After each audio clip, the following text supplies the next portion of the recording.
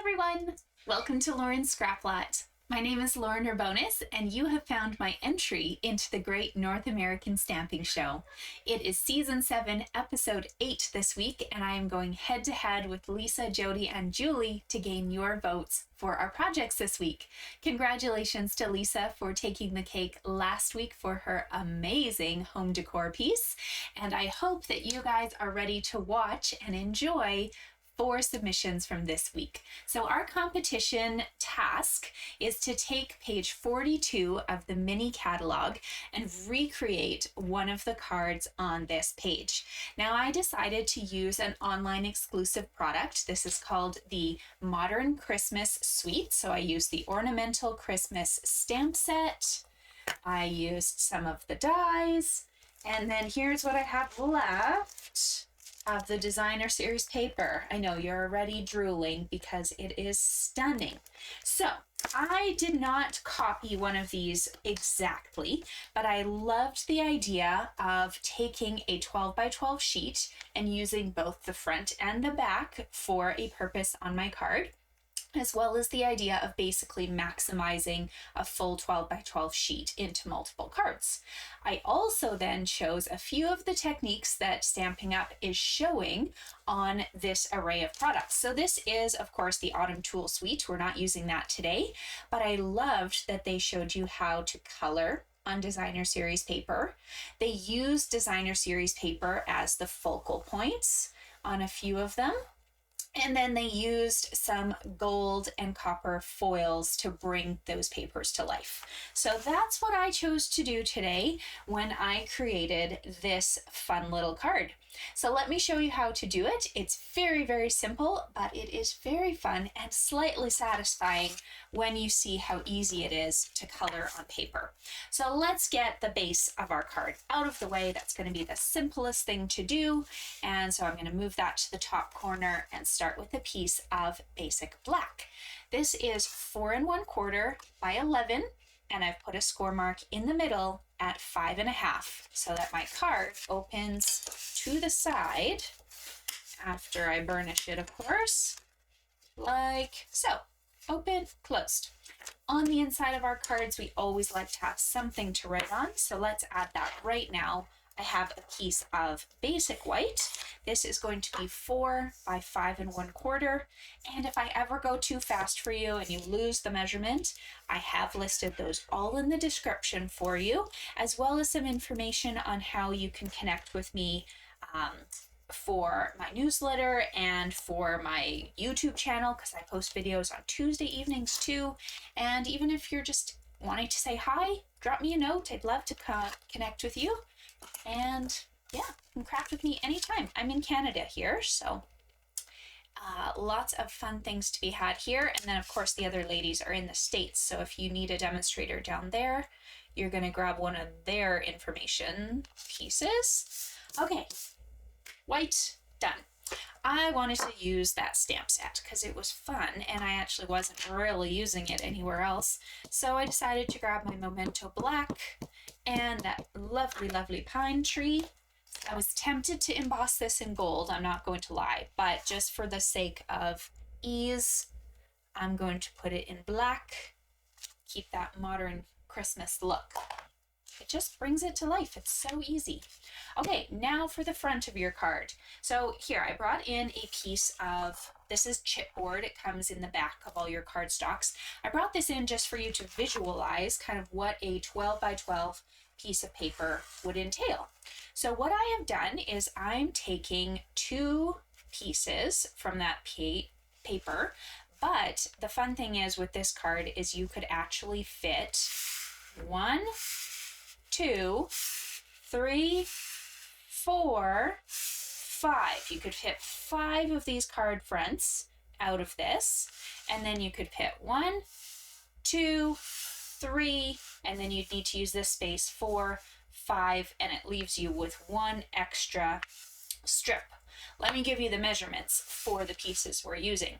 This is going to be 4 inches across by 5 1/4. This piece is 4 inches by 1 1/2. So that's why we can go 1 of these, 2 of these, and then you're left with the 1 1/4. The next line would be identical, 1, 2, but then you only get one of these side pieces out of each row. So that's why you end up having to use a little bit of your last part left over. Okay, I'm going to move that chipboard. We're going to assemble this. So you've guessed, we're going to use the fa la la la la words on the card base. I'm putting adhesive on the back of this. And often when I'm doing a technique, I will try to do that first before attaching it to the card, but in this case, there's really no going back. So fingers crossed, we don't make any mistakes and that we're just happy with what we're doing. So this piece should fit right in the middle of that black. And then I do want you to go ahead and attach the opposite piece to the side right now. We're not going to attach that little gold yet, but we are going to attach this guy just to make our lives a little bit easier. So putting adhesive now on the black part, because we're going to showcase the front of that paper. So fun. All right. Now here's where the magic happens. You can continue to build this card simply using the black and gold and white theme if you wish, but here's an extra step and a fun little perk of some of our coloring tools that you can use to add a little bit of character to your piece of paper. So the red doesn't actually come printed. I took one of my Stampin Blends markers. If you have some of the Stampin' Write markers, you can also use that, but I do really like the tip size on the Stampin' Blends, and I find them a lot more forgiving, to be honest, than the Stampin' Write markers, but completely up to you. This is the light real red.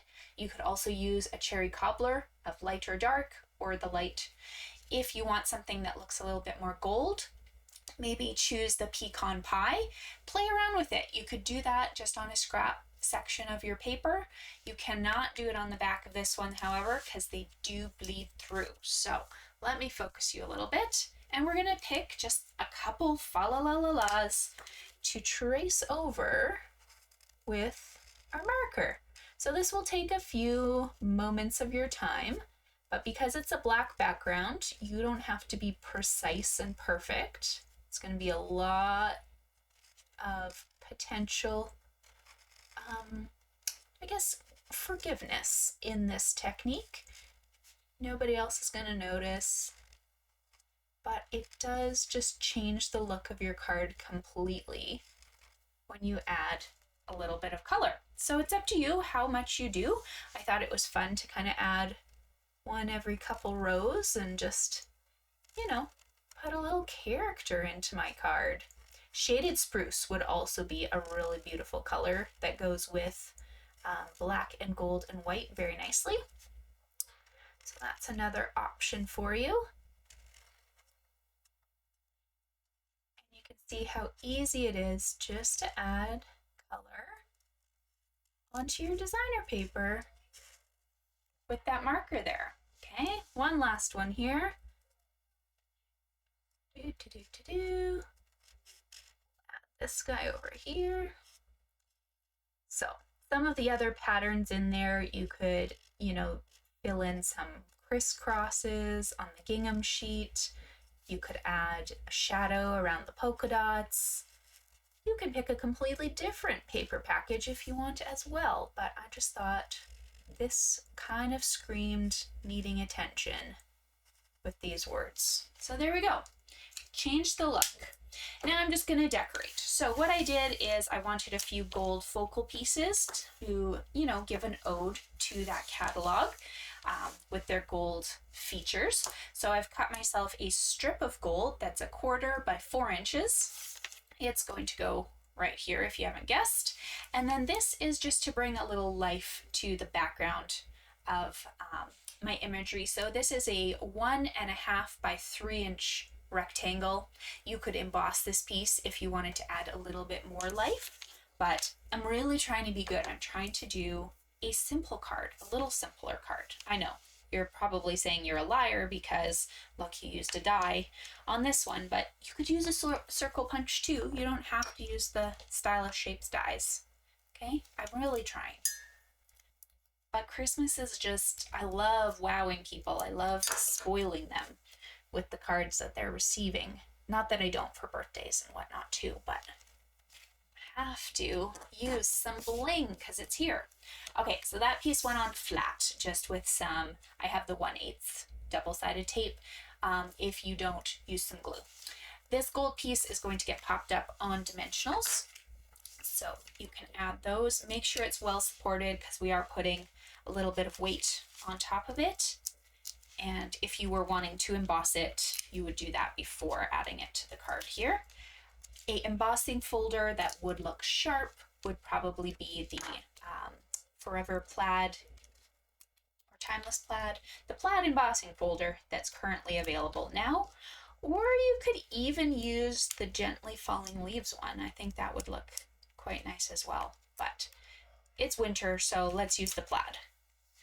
Okay, this guy is going to get put as centered in this black square as you can, okay? It looks really odd right now, don't worry. Now we're going to come in here with this little circle, and you're probably wondering, well, where on earth did you get that? Because it's not, there's no small trees in this stamp set. It actually came re-embossed and beautified from the designer series paper. So I took the third smallest of the Stylish Shapes dies and just cut around one of these clusters of trees. You could do the 2 trees, you could do the 1 tree, you can fussy cut if you want, or you can use a circle punch. But I love the stitching on the Stylish Shapes dies. So if you are brand new to me, you will know I live with dimensionals and I live with the Stylish Shapes dies. If either of those ever disappear, I will need a day to just mourn and cry. So here we go. We've got dimensionals on this gold section, and I'm going to pop up my little feature. So I thought it looked nice kind of crossing the borders, if you will, between the 2 sections. If you really wanted to, you could put this in the middle here and put a sentiment around it, but I'm choosing to be bold and put it over here.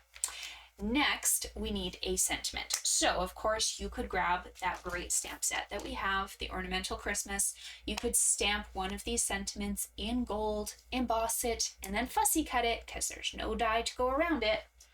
Or you can make your life easy and grab a package of the Greetings for You ephemera pack. Inside that pack, there are tons of different sentiments. They all pre-embossed in gold. In fact, there's about 6 of every single one of these sentiments in the package. This is only one portion of it. And you can grab one of these to decorate your card because it makes your life really easy. So these are stickers if you do want that, but I personally like popping them up. So I chose from Our House to Yours for this one here. And then I'm debating on this guy between Happy Christmas, kind of right across the bottom here, like that, or 'Tis the Season. So I know this is pre-recorded, so you can't vote, but give me a vote anyways. Let me know in the comments, which one do you think? I think I'm going to go with Happy Christmas, but if you think that was the wrong choice, let me know.